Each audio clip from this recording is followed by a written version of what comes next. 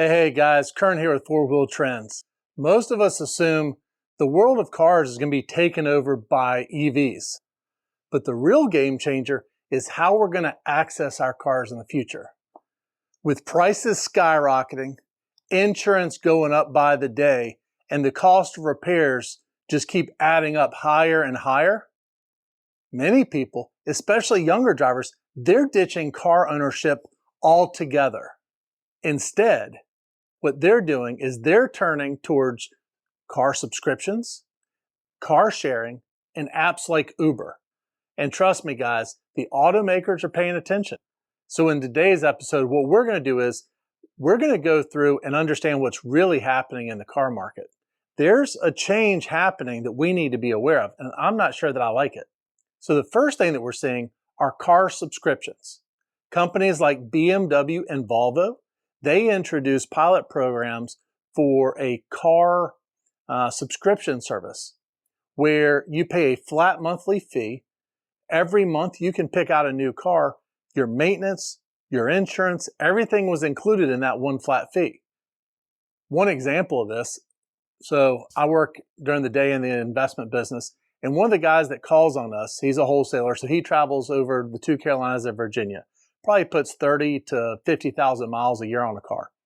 He does something like this where he actually rents a car because the mileage allowance that he gets is roughly the same as renting a car, but he has no maintenance upkeep. He doesn't have to worry about oil changes and everything else. When his car is due for service, he goes in and trades it in on something different. And being in tune with the prices of rental cars, he can usually make that work out, at least break even. Versus if he bought his own car, my father, he did something similar where he'd put 35 to 50,000 miles a year on a car. He'd buy a brand new GMC Yukon. And in about 5 years, he had a couple 100,000 miles on it.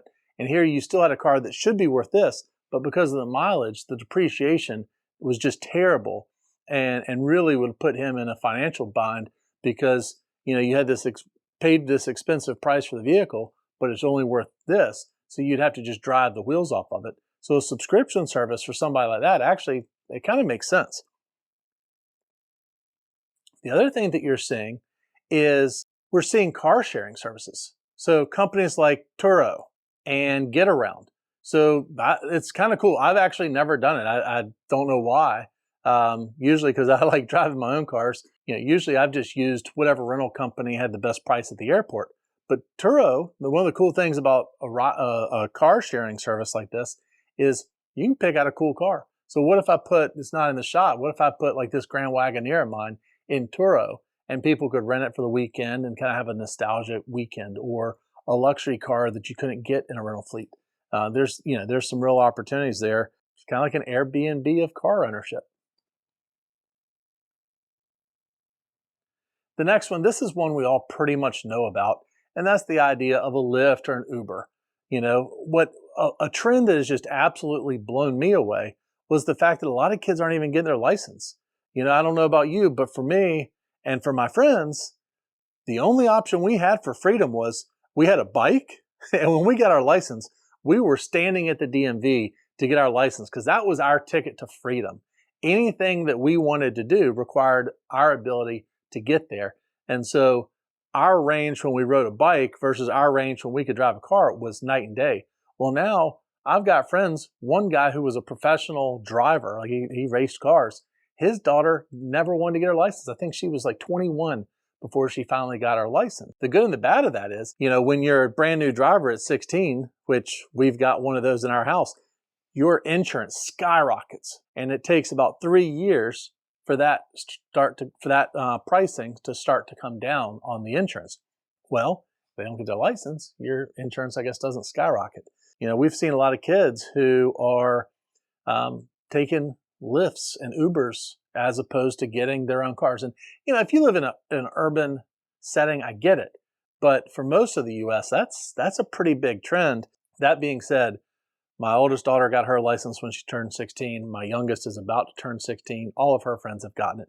So I'm giving you experiences of others, but firsthand experience, all of my kids' friends have been getting their license. So here's the trend that we're starting to see. We're starting to see automakers who are starting to pay attention to this. See, Ford and GM especially, they're investing in mobility services. That's sort of a generic name for a Netflix of cars. One of the things that's attractive to an auto manufacturer is a lease program or one of these, rental type deals where they maintain a fleet. They make most of their money through service, but they can wrap you up in an evergreen payment. You never actually own anything. So guys, automakers are paying attention. Ford and GM have invested in these mobility services and trying to understand what a subscription model might look like. So they're looking beyond just car sales. They're looking at how can we get a recurring revenue constantly from all of the people who normally would have bought a car. What if we could get them on a subscription model? I mean, guys, that's the holy grail. You don't pay, your car stops running. That's what a lot of these guys are going to. Heck, my 2023 Toyota Sequoia, $75,000 car. And they want me to subscribe to get the maps. Now granted, I've got my cell phone and I can pull up Waze or one of the map apps for free. So I don't need to pay for that subscription. But that's a $75,000 car that I paid for, and they want me to subscribe to get their maps. So the writing's on the wall. They're looking to find a way to do this. So it kind of sounds like Netflix for cars might be coming. And truth be told, over the next decade, this is really a possibility of what we might see instead of car ownership, moving towards more of a subscription model. So we've really got to think about it, and I really don't like the idea. I like owning my vehicles, but that's what we're used to. There's some pluses to this as well. And one area where I see that this might work or that we might be going to is when you look at Tesla. And we've got an upcoming video on this. Depending on when you're watching this, you can go and see if it's already posted yet. But one of the things we're seeing, especially in like repairs and auto body, a lot of these modern cars, 10 years ago, this Wagoneer, which isn't you can kind of see the edge of the headlight here in the picture. Back in the 90s, you damaged one of these, you took it to the body shop, they pulled the parts off, they put new body parts on, painted it, and you were back out the door, no problem. They ain't total cars unless it was just smashed like a pancake.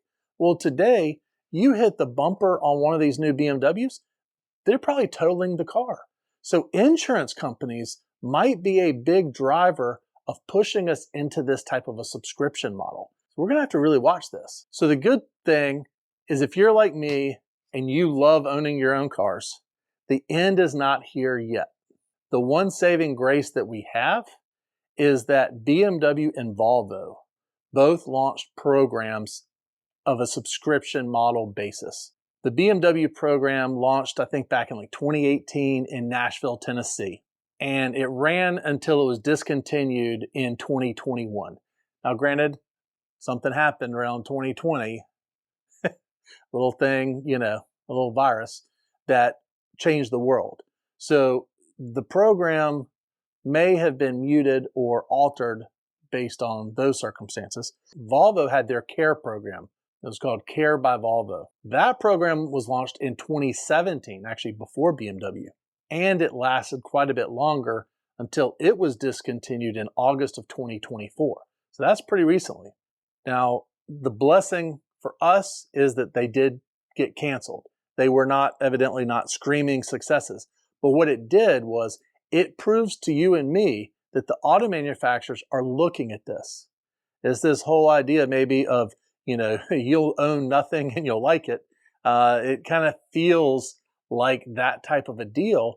And I think where this works is just if insurance gets so high and we get to the point where we really can't fix these vehicles, they become throwaways.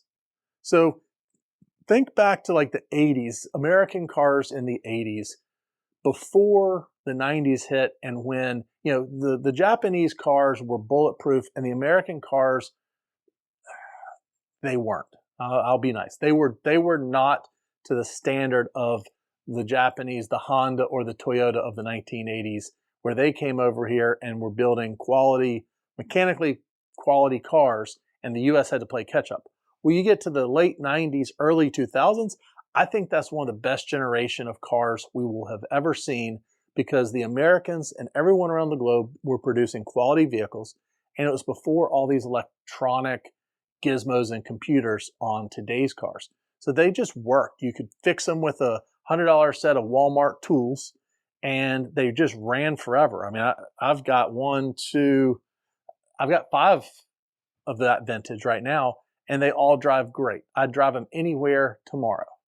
That's the story of what might be coming with regard to car ownership and the potential end of car ownership. What do you think? Am I dead wrong? Am I crazy for thinking that auto manufacturers want to move us from ownership to a recurring basis? I mean, think of the millions of cars that are on the road, and if the auto manufacturers were having us pay them every single month, that would be a huge financial win for the manufacturers. Even if at the end of a term, you know, whether they leave cars in their system for 3, 4, 5 years and then get rid of them, if they have all of us paying, they're going to make a ton. So am I wrong about this? Am I wrong to be worried about this? You know, it just doesn't feel American to not own your own car. Let me know in the comments. Tell me if I'm crazy. Tell me if this makes sense. Tell me if this is something I should be worried about. Would you sign up for a car rental or a car subscription service? Or would you rather own your car? If you stayed this long, thank you. I appreciate you tuning in. Do me a favor, hit the thumbs up so the algorithm knows that this content is here and it shares it with other people. And I want to invite you, down in the comments and down in the description, there's a link that takes you over to the 4-Wheel Trends newsletter. That's the only way to where we can have direct communication with our viewers and our readers. So for years over on 4wheeltrends.com, we've been writing since 2016 about the automotive industry. We're now trying to bring out more YouTube content.